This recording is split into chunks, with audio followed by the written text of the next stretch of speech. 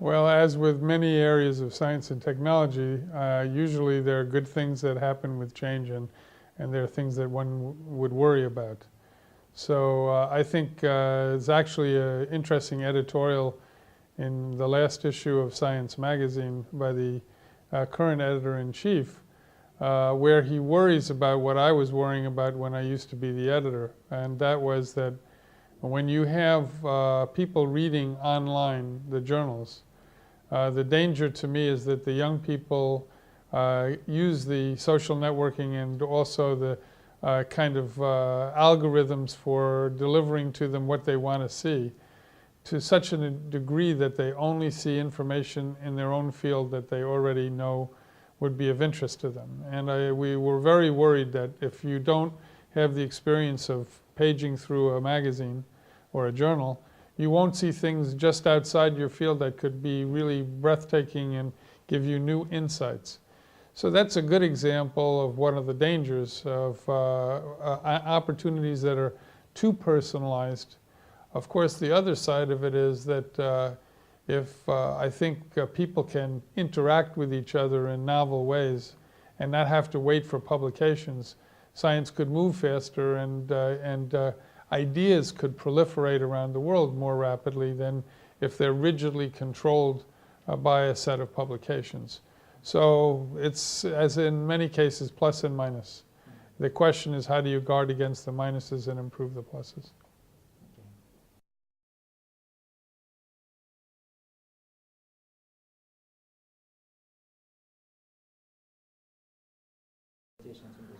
Well, first of all, I want to say I'm not a macroeconomist, but I personally am in favor of macroeconomists like Jeffrey Sachs or the Nobel Prize winner from Princeton, whose name is just escaping me at this moment, or Joe Stiglitz from Columbia, who argued from the beginning that in this type of financial crisis, it's important actually to invest more money, even if it increases the debt in the short term, because if you don't, basically you create a spiral that leads to even deeper recession. So I guess on a personal level, without expertise, I worry about the kind of obsession of cutting things.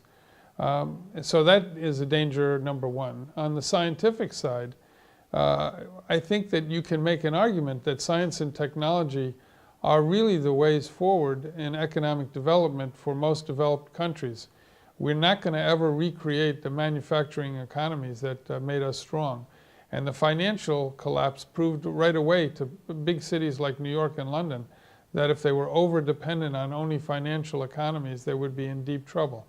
And what is the alternative? It's a knowledge economy based on science and technology. So to me, it's very, very backward to actually cut the science and technology budgets. The only thing I would say I'm sympathetic to is that it is true that we need to make sure that the science and technology communities are really creating jobs and not just doing only work that may be having a payoff 20, 30 years down the road. And that requires some very innovative leadership, and we don't usually see that leadership, so some of the money could be wasted. So for me, I would say they should be increasing the amount of money, but they should be very clever at how they spend it.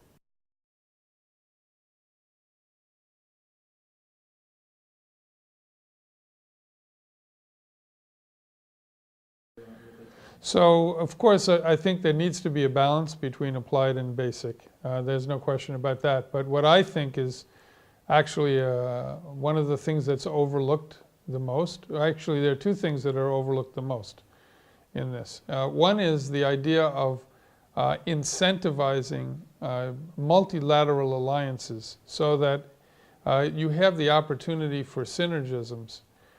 Look, the grand challenges that face us all, that include economic development, but also climate and health sciences in many areas, poverty reduction and so forth.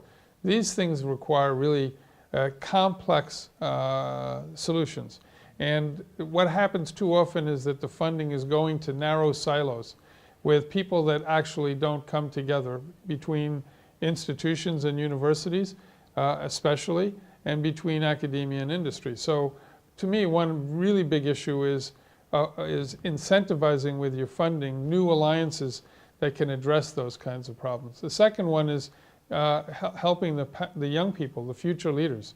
And that is really almost always completely lost. People invest in these big buildings and biotech centers, and the tiny investments that would make a difference in mentoring the young talent of the future are not made.